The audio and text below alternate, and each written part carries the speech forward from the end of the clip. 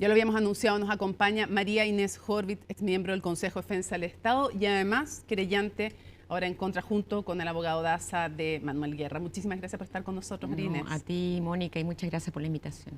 Lo primero es importante contar cuál es la razón de que ustedes hayan creído que era importante presentar esta querella en contra de Manuel Guerra por cohecho agravado, violación de secreto y prevaricación administrativa. ¿Por qué era importante llevar adelante esta acción penal? Bueno, con Mauricio tuvimos que afrontar las vicisitudes de esa famosa formalización de julio del 2018, donde francamente quedamos tan estupefactos con lo que pasó y con lo que yo llamé en alguna entrevista la traición de guerra. Y además me parece tan absolutamente grave lo que hizo este señor, porque no solamente es un problema individual de su conducta punible, ¿no? Que a mí me parece que es totalmente punible, sino que cómo esto ha afectado, pero de una manera gravísima, a la institución del Ministerio Público. Es decir, claramente si ya uno tenía sospechas de que podía haber corrupción dentro del Ministerio Público, este caso es tan flagrantemente miserable, por decirlo de alguna manera, miserable, porque realmente ya uno no puede creer que haya sido capaz de hacer lo que hizo. En general, que uno dice, no, esto hay que hacer algo. Y yo, obviamente, como ex consejera del Consejo de Defensa del Estado, con tantos años de llevar delitos de corrupción, obviamente sentí que era mi deber como ciudadana, y Mauricio estuvo de acuerdo, y por eso presentamos la querella. Ahora, Guerra elimina el cohecho de la imputación a los pentas, que era lo más grave, que los podía llevar eventualmente a la cárcel. Además, saca hechos de la formalización que sustentaban básicamente esta formalización. Ahora uno se pregunta, ¿ustedes no supieron, preguntaron, cuando les dice vamos a reformalizar, no preguntaron, pidieron el texto de la reformalización? Mónica, él empezó a tener un cambio de 180 grados. Yo diría que lo empecé a notar a fines del 2016, sobre todo cuando ya había problemas con los fiscales Gajardo y Norambuena. Ya empezaban a haber varios problemas y yo estuve fuera de Chile durante el primer semestre del 2017 y estaba a cargo de la causa, y cuando llego y quiero pedirle audiencia para ver, bueno, vamos a ir a juicio, ¿qué va a pasar? Ya se había presentado acusación, se había solicitado la reapertura, ya no había mucho más que hacer, ahora había que hacer algo. E incluso vi la entrevista que dio a CNN contigo y Daniel, y bueno, yo estaba relativamente tranquila, pensando de que todavía faltaban algunas diligencias pedidas por la defensa, pero empiezo a notar paulatinamente que se genera una distancia. Él ya no nos concede de inmediato las entrevistas, o cuando hablamos por teléfono es muy seco. Es decir, uno empieza a darse cuenta que algo extraño está pasando. La última vez que hubo una entrevista, que no fue conmigo, sino que fue con Lupi Aguirre y la abogada procuradora fiscal de Santiago de esa época, Ruth Israel, que ahora es consejera, me dijeron que había sido tremendamente seca, fría, que no había querido entregar la formalización que iba a presentar ese día de Ustedes julio. en la querella dicen que después les manda. La Sí. presidenta del Consejo de Defensa del Estado le exige que les envíe la reformalización en que elimina el cohecho, pero ustedes se encuentran con una sorpresa después en la Sí, audiencia. pues, como no nos enviaba, entonces tuvimos que recurrir a la presidenta para que ejerciera algún tipo de presión, para que nos entregaran algo, para estar mínimamente preparado. avisados, si somos Eran por la misma querellantes, cuerda, lógico. no somos la defensa. No había caso, y yo no sé cuánto tiempo antes, pero fue muy cerca de la audiencia que él mandó un texto que no tenía nada que ver con el que presentó en la audiencia de formalización. O sea, los engañó. Por eso lo he dicho en varias ocasiones, nos engañó y además nos quiso sorprender.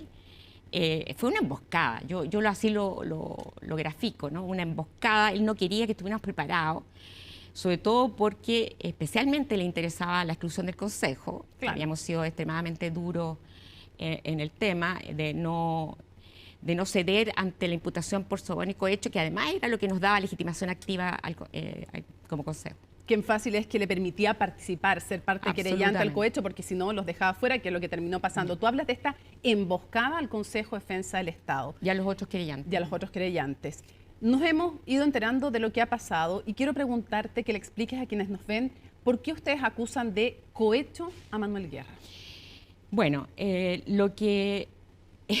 yo siempre uso esta frase porque de alguna manera se entiende de que uno tenía ya una serie de sospechas respecto al carácter oscuro, incluso eventualmente corrupto de Guerra en esa audiencia, pero no entendía muy bien cuál era la dinámica, a quién lo había corrompido, quién le había ofrecido un beneficio, etcétera. Todo esto lo teníamos muy poco claro, pero yo siempre me quedé con esa idea.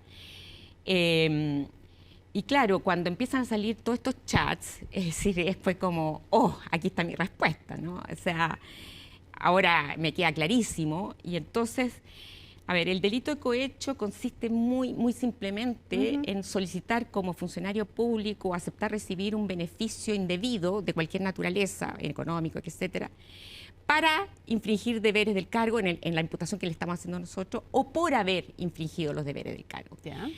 Y entonces lo que le estamos imputando es que él solicitó beneficios con posterioridad a haber infringido los deberes del cargo, justamente, ¿no?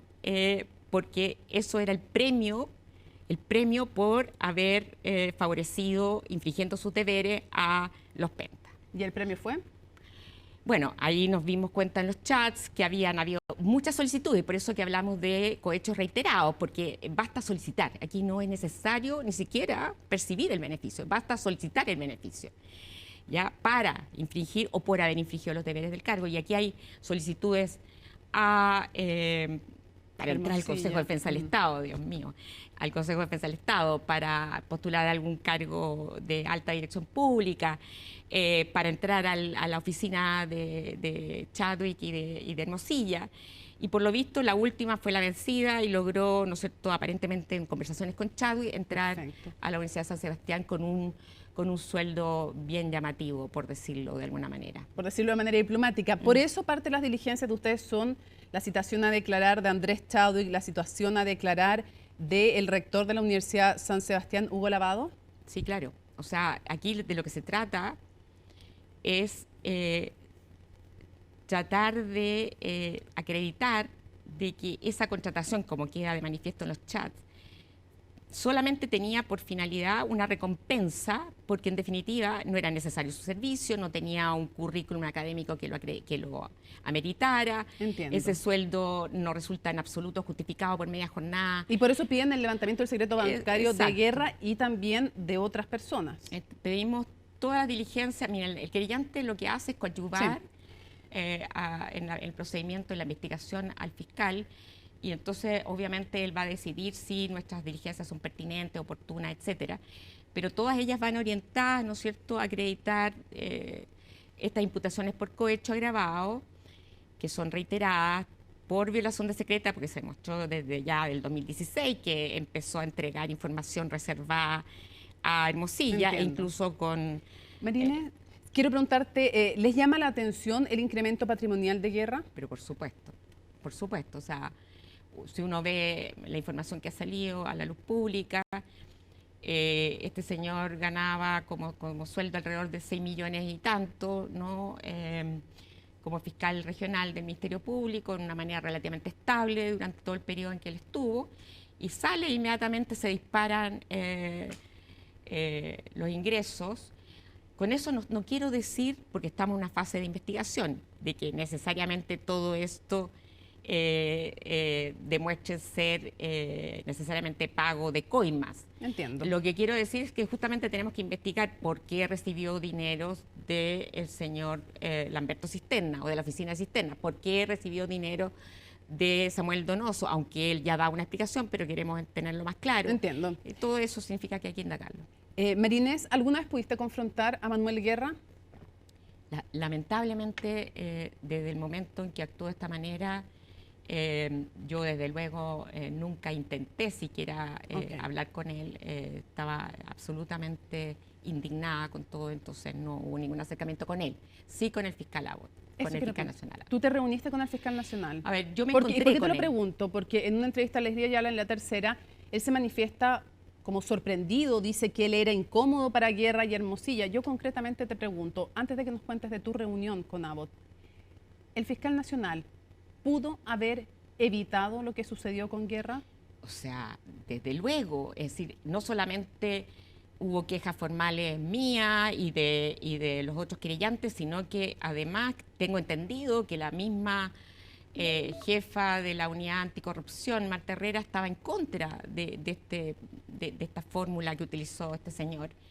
¿Podría haberlo evitado entonces, por ejemplo, reasignando la causa? Podría haber hecho muchas cosas. Podría haber iniciado o dispuesto un procedimiento disciplinario porque eso no afectaba para nada su inhabilidad en el caso Penta. Esa era una cuestión administrativa interna. Podría haber sacado a Guerra, ¿no? Y no habríamos evitado todo lo que pasó después, con todos los sobreseimientos definitivos que tienen una explicación para mí sumamente clara hoy en día.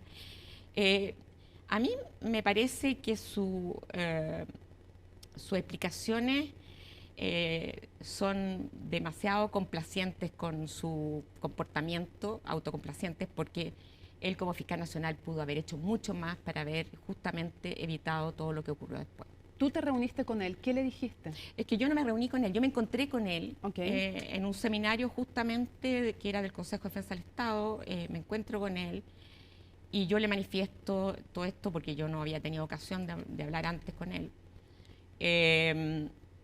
Y le manifiesto mi molestia, mi indignación, cómo es posible que usted no haya hecho algo, por lo menos para indagar qué es lo que hubo detrás de esto. ¿Y qué te contestó? Y él me dice que él, como fiscal nacional, no puede abocarse, que él estaba inhabilitado en la causa Penta, y que por lo tanto él no podía disponer nada en esa situación. Y que por lo tanto él estaba siguiendo simplemente las reglas y las normas que rigen para el Ministerio Público. Lo cual no es efectivo.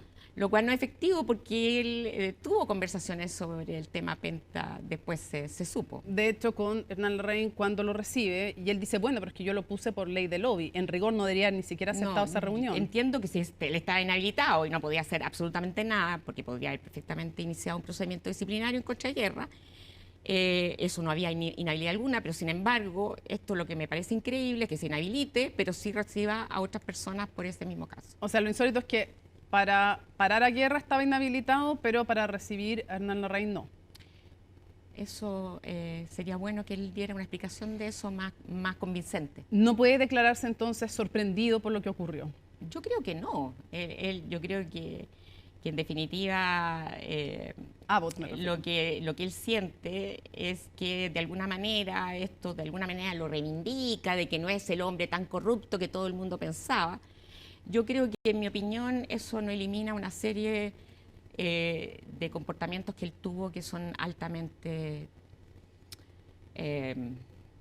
discutibles, que afectaron la imagen de la institución, que no fueron objetivos ni imparciales. María Inés, hoy día el Consejo de Defensa del Estado, en tu opinión, ¿debiera querellarse por la arista Guerra? O sea, yo espero que lo haga y pronto.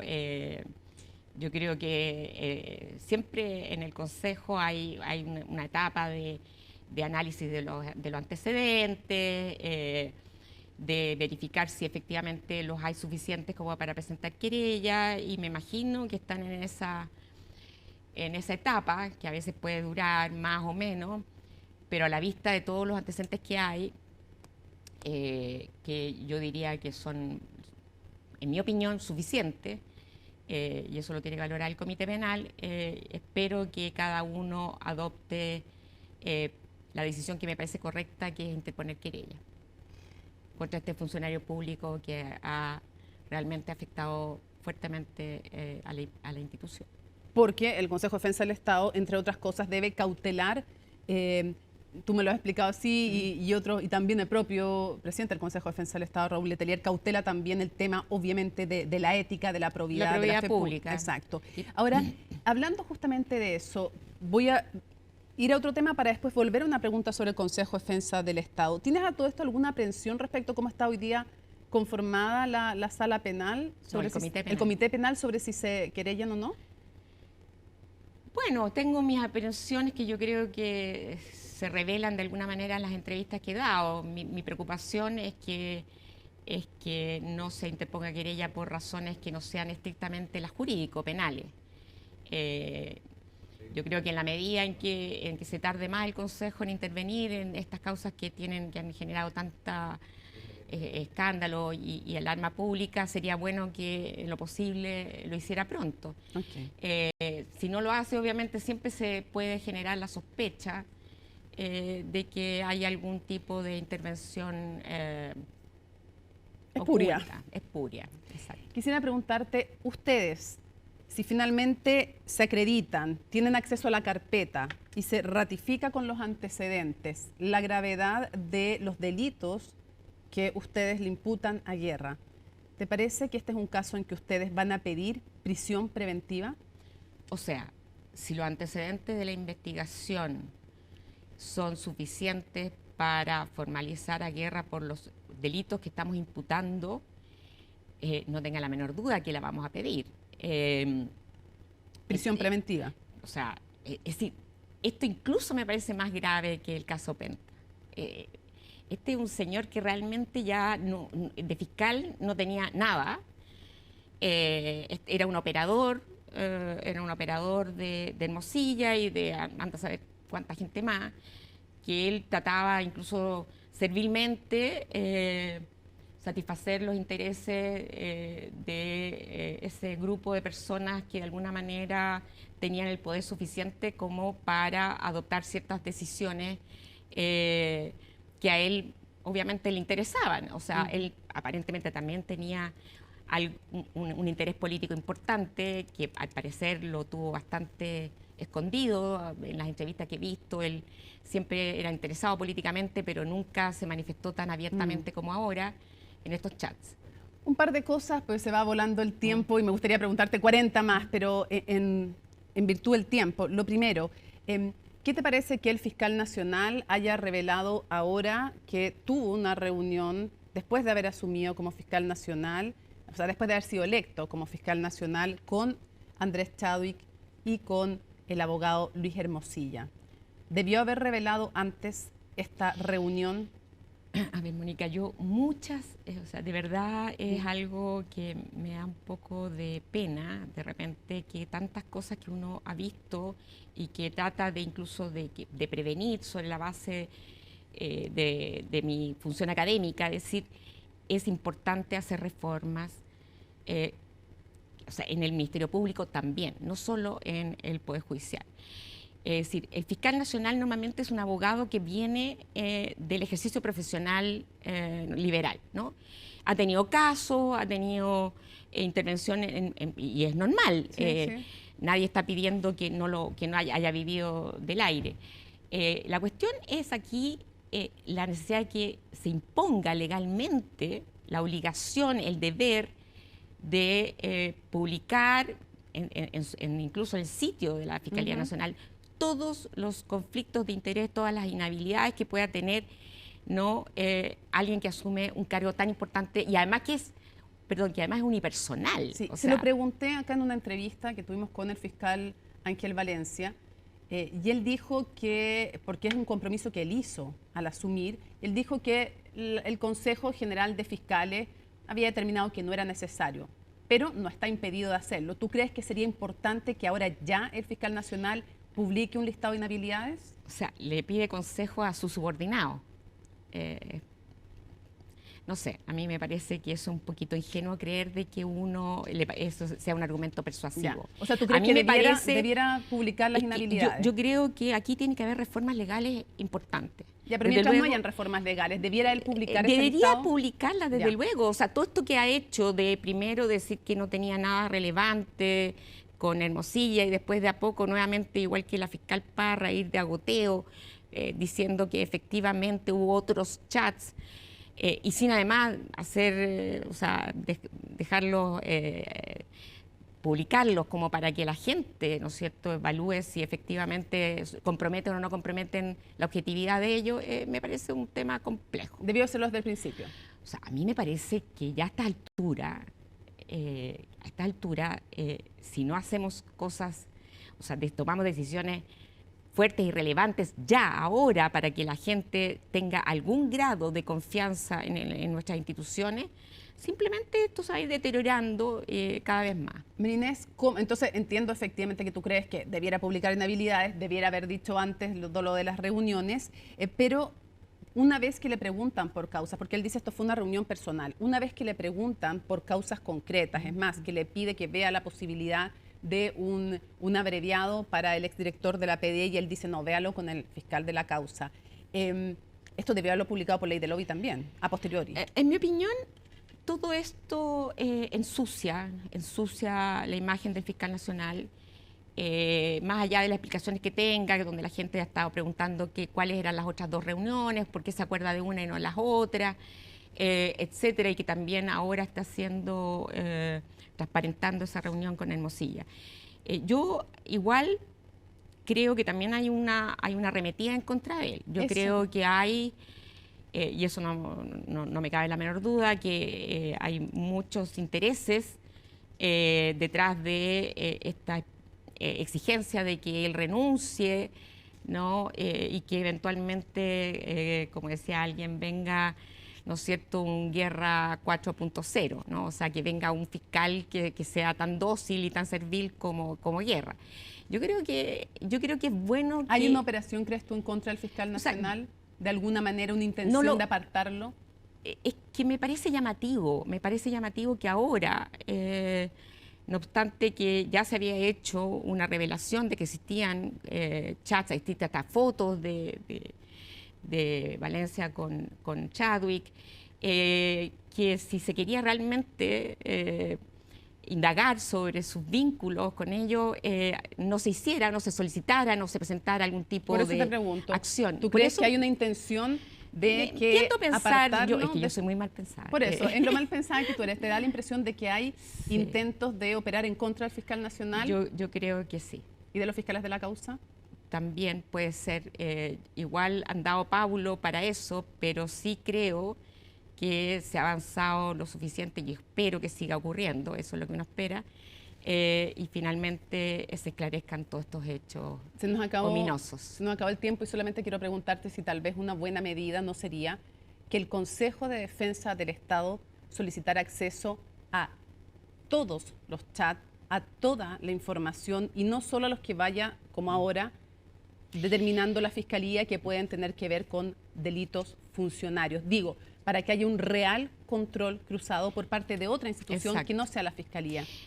Mónica, tú lo acabas de decir. Si yo estuviera allí, yo diría que el único control sobre la actuación de los fiscales, y eso está claro, quedó claro en Penta, es el Consejo. Y por lo tanto, no puede conformarse el Consejo que le entregue los chats que el Ministerio Público considere que son relevantes. Tiene que ser el propio Consejo, que además debe obviamente respetar la intimidad y el secreto profesional, pero tiene que indagar todo porque allí, ¿no?, a partir de ese estudio, se puede entonces llegar a saber realmente quiénes están involucrados en hechos delictivos y no. María Inés Horvitz, muchísimas gracias por habernos acompañado en CNN Prime. Gracias a ti, Mónica.